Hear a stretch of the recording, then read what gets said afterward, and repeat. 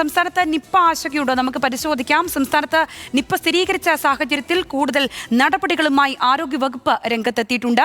കോഴിക്കോട്, മലപ്പുറം, പാലക്കാട് ജില്ലകളിൽ ജാഗ്രത തുടരുന്നുണ്ട്. കോഴിക്കോട് മരിച്ച മലപ്പുറം മങ്കട സ്വദേശിയായ യുവതിയുടെ റൂട്ട് മാപ്പ് പുറത്തുവിട്ടിട്ടുണ്ട്. കോഴിക്കോട് മെഡിക്കൽ കോളേജിൽ പ്രത്യേക വാർഡും സജ്ജീകരിച്ചിട്ടുണ്ട്.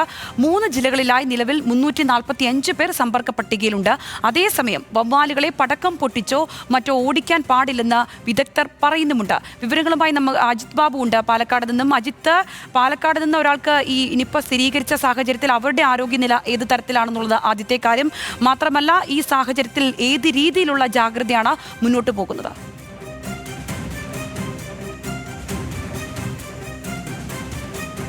പാലക്കാട് നിപ്പ സ്ഥിരീകരിച്ച യുവതിയുടെ നില ഗുരുതരമായി തന്നെ തുടരുകയാണ്. ശ്വാസതടസ്സം ഉൾപ്പെടെയുള്ള പ്രതിസന്ധികൾ നേരിടുകയാണ്. ഡോക്ടർമാരോട് ഉൾപ്പെടെ സംസാരിക്കുമ്പോൾ പറയാൻ കഴിയുന്ന ഒരു രീതിയിലേക്ക് കാര്യങ്ങൾ എത്തിയിട്ടില്ല. ഗുരുതരമായി തന്നെ ആരോഗ്യനില തുടരുകയാണ് എന്നുള്ളതാണ് നിലവിൽ അറിയിച്ചിരിക്കുന്നത്.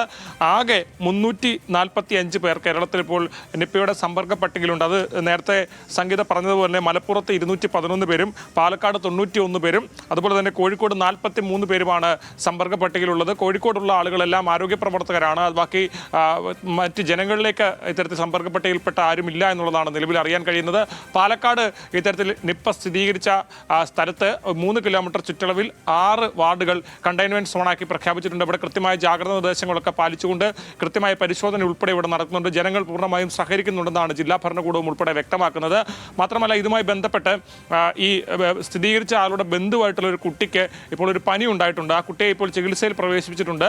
അതായത് ഈ കുട്ടിയെ കാര്യത്തിൽ പരിശോധന ഉൾപ്പെടെ നടത്തും. പനിയുണ്ടായ സാഹചര്യത്തിൽ പരിശോധന ഉൾപ്പെടെ നടത്തുമെന്നുള്ള കാര്യം ഏതാണെങ്കിലും അറിയിച്ചിട്ടുണ്ട്. ആരോഗ്യവകുപ്പിന്റെ വിദഗ്ധ സംഘം ഈ സ്ഥലത്തെത്തി പരിശോധന നടത്തുന്ന സാഹചര്യമുണ്ടായി.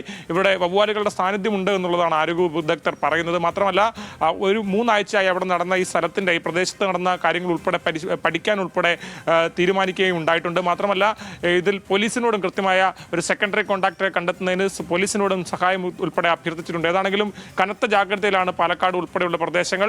ഒരു തരത്തിലുള്ള പോലീസും ജില്ലാ ഭരണകൂടവും പറയുന്നത് പൂർണ്ണമായും അനുസരിക്കണമെന്നുൾപ്പെടെയുള്ള കാര്യങ്ങളാണ് പ്രധാനമായും പറയുന്നത്. ഈ പ്രദേശത്തേക്ക് കണ്ടെയ്ൻമെന്റ് സോണാക്കി പ്രഖ്യാപിച്ച സ്ഥലങ്ങളിലേക്ക് പുറത്തുനിന്ന് ആളുകൾക്ക് കടക്കാൻ നിയന്ത്രണമുണ്ട്. അതോടൊപ്പം N95 മാസ്ക് ഉൾപ്പെടെ ഉപയോഗിക്കണമെന്ന് അടക്കമുള്ള നിർദ്ദേശങ്ങൾ മുന്നിട്ട് വെച്ചിട്ടുണ്ട്. ഏതാണെങ്കിലും നിപ്പ സംസ്ഥാനത്ത് വീണ്ടും സ്ഥിരീകരിച്ച പശ്ചാത്തലത്തിൽ കൂടുതൽ ജാഗ്രതയോടെ നീങ്ങാനാണ് സംസ്ഥാന സർക്കാരിൻ്റെയും ആരോഗ്യവകുപ്പിൻ്റെയും തീരുമാനം. സംഗീത.